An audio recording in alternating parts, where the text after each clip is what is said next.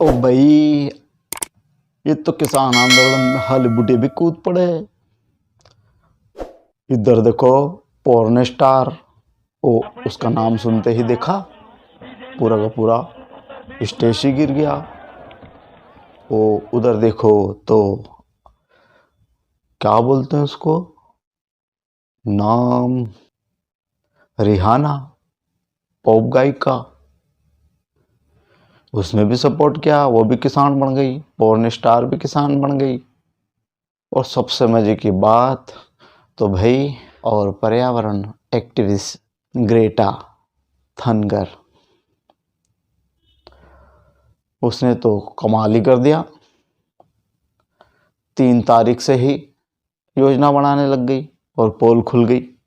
नमस्कार मित्रों, मैं महेश बैरागी, सत्य वार्ता में एक बार फिर से आपका स्वागत है। अभी अभी मैं न्यूज चैनल देख रहा था, जी न्यूज। डिसरप्ट योगा एंड चाहे image of the India in general. Bharat की छवि को बर्बाद कीजिए। भारत की जो योगा वाली जो छवि है, भारत की जो छवि है, उसको डेंट करना इनका मकसद है, ऑब्जेक्टिव है। ये मकसद है disrupt yoga image of the India. Bharat की छवि को बदनाम करना, भारत की छवि को धूमिल करना है। ये दंगों की पावर पॉइंट प्रेजेंटेशन ताल ठोक के आज कह सकता हूं, ये आंदोलन रिमोट से चल रहा था। ताल ठोक के आज ये हम कह सकते हैं कि ये 26 जनवरी का जो दंगा प्लान था वो बहुत।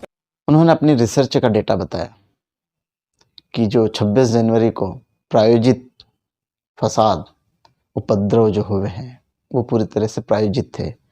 इसमें इंटरनेशनल, अंतर्राष्ट्रीय लोगों का भी हाथ है। आप सभी जानते हैं, इस पूरी दुनिया में जितने भी देश हैं, वे सभी भारत के राज्यों के बराबर हैं। कोई महाराष्ट्र के बराबर है, कोई मध्य प्रदेश के, कोई यूपी के, तो कोई राजस्थान के। इतना ही क्षेत्रफल और जनसंख्या भी इसके लगभग की है। ये सारे छोटे छोटे देश मिलकर सोचते हैं कि भारत जो पौराणिक काल से पुराने, जिसकी सिविलाइजेशन सबसे पुरानी है, वो आज इतना आगे कैसे बढ़ रहा है, उन्नति के मार्ग पर कैसे चल रहा है। तो इसको तहस नहस करने की पुरजोर कोशिश की जा रही है। और जी न्यूज़ के उस डेटा में बताया गया, उनकी जो वेबसाइट थी, ग्रेटा धनगर जो पर्यावरण एक्टिविस्ट है, वह उसके डेटा को जब खंगाला गया तो उसमें सारी पोल खोल हो गई। और दिल्ली पुलिस ने उस पर एफआईआर भी दर्ज कर दी, क्योंकि ये दंगे भड़काने की योजना, षड्यंत्र और किस तरीके से उपद्रव को बढ़ाने और भड़काने की कोशिश की गई। उसके किए गए ट्वीट पर एक्शन लेते हुए दिल्ली पुलिस ने उस पर एफआईआर भी की गई है। ट्वीट के पोर्शन को खंगाला गया और देखा गया कि पूरी तरह से इन्होंने एक तैयारी कर रखी। बाकायदा वेबसाइट के जरिए इनकी योजना 3 तारीख से 26 तारीख तक क्या क्या करना है, कैसे करना है, इस देश में कौन सी वीकनेस है, कौन सी कमी है और कौन सा प्लस पॉइंट है उनके लिए, जो इस उपद्रव को भड़काने में सहायक होगा। उसमें यह भी खुलासा हुआ कि कई लोग स्लीपर सेल, जिसे हम लोग जयचंद भी कहते हैं, आज के जयचंद, जो मौजूद है इस देश में, वो भी इन्वॉल्व थे। उस डेटा को खंगाला गया तो उसमें लिबरल्स गैंग है, उसमें शामिल हैं कई पत्रकार भी, जिनको वो अपना बता चुके। कई पत्रकारों के बारे में भी बताया कि सोशल मीडिया में भी हमारे लोग हैं, पत्रकारों के बीच में भी हमारे लोग हैं, और बड़ा प्रायोजित, सुनियोजित तरीके से इसको अंजाम देने की कोशिश की गई। और इतना ही नहीं, दिल्ली में पूरी तरह से दिल्ली को जलाना, दंगे फसाद करवाना, इसकी पूरी तैयारी की गई। उस पर उन लोगों की क्या क्या वीकनेस होगी, क्या क्या प्लस पॉइंट होंगे, उस पर भी चर्चा की गई। पूरी तरह से अंतर्राष्ट्रीय साजिश के साथ देश में कई जयचंद है उनकी मिलीजुली साजिश के तहत इस घटना को अंजाम दिया गया, जो कि इस देश के लिए, संप्रभुता के लिए, इस देश की अस्मिता के लिए बहुत बड़ा खतरा है।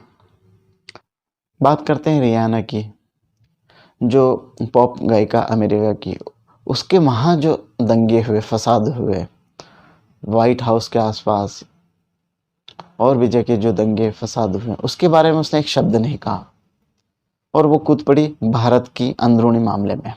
यानी कि सेलिब्रिटीज़ को पूरा का पूरा जो पब्लिसिटी मिलना है वो सबसे बड़े देश से ही पब्लिसिटी मिलने की उम्मीद रहती है, तो वो हर ऐसे काम करने में रुचि रखते हैं और इच्छाधारी किसान बन के खड़ी हो गई। इसका जवाब कई लोगों ने दिया, यहाँ तक कि हमारे देश के विदेश मंत्रालय की तरफ से भी जवाब दिया गया है कि विदेशी हमारे इस मामले में ना पड़े तो ही अच्छा है। बॉलीवुड के सितारों ने भी, जैसे अजय देवगन, सुनील शेट्टी और अक्षय कुमार, इन्होंने भी लताड़ा है। कंगना रनौत तो है ही। तो सो दोस्तों, पूरी तरह से कोशिश की गई हमारे देश में बसने वाले जयचंदों ने इंटरनेशनल फोर्सेस जो हमारे के जयचंदों को भरण पोषण का लालच देती, कई पत्रकार जिनका नाम उसमें उनके डेटा में, उनकी जो वेबसाइट है उसमें भी पत्रकारों के नाम तो नहीं है, लेकिन उनके बारे में बताया कि हमारे लोग उसमें भी हैं। और आप जानते ही हैं अफवाहों का दौर, अभिव्यक्ति की आज़ादी के नाम पर अफवाहें फैलाना और कैसे दंगे भड़के उसकी योजना बनाना, षड्यंत्र करना, उस पर कई पत्रकारों पर भी केस दर्ज हुए हैं। ऐसी उपद्रवियों में एक ट्रैक्टर चालक जो बैरिकेड्स को फुल स्पीड से तोड़ता हुआ जा रहा निकला और उसका ट्रैक्टर पलटने से उसकी मौत हो गई।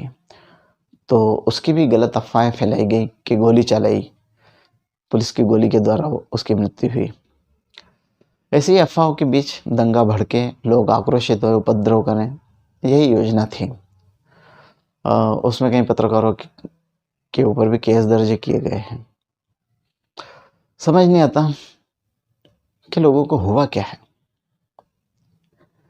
क्या अपने देश, अपनी संस्कृति और अपनी सभ्यता और अपनी सरकारी व्यवस्था से बढ़कर पैसा हो गया है, जो दूसरों से विदेशी फंड लेकर और दूसरों से पैसा लेकर ऐसे उपद्रव करें जिससे जनमानस में बुरा प्रभाव पड़े और जो आम जनता है, जो न धरने के पक्ष में है न सरकार के पक्ष में, वो अपना जीवन यापन कर रही है, रोज अपने काम पर जाती है, शाम को घर लौट कर आती है, उनको इन सारी चीज़ों को भुगतना पड़ता है।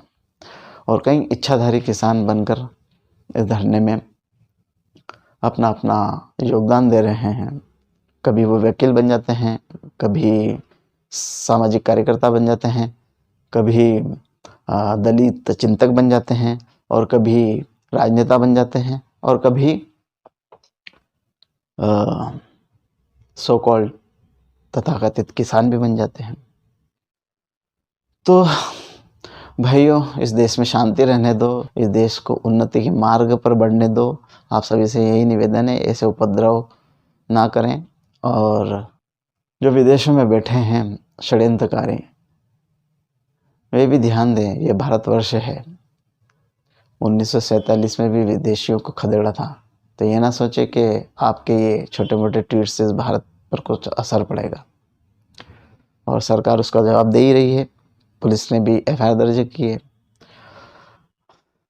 यही आज की छोटी मोटी खबर थी। नमस्ते, जय हिंद, जय भारत।